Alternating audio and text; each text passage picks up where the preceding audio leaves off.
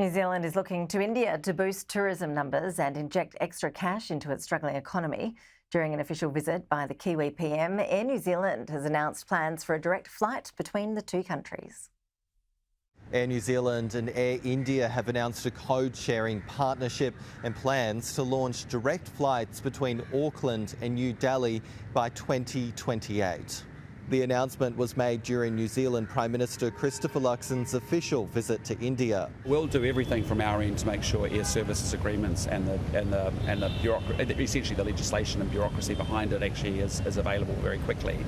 The key pacing item, as I understand it, is actually access to aircraft at the moment, but that will resolve itself. What we see is a real interest out of this market for our landscapes, our scenery, immersing in our culture and actually exploring our wildlife, a real interest in wildlife, whether it's whale watching, penguin watching. New Zealand's tourism has mostly recovered from COVID disruption. Tourism is the country's second biggest export earner.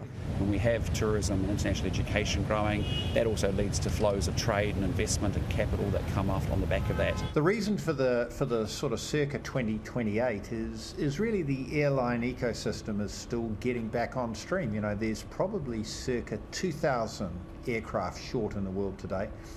Boeing is still getting up to speed. Airbus aren't quite hitting their production targets.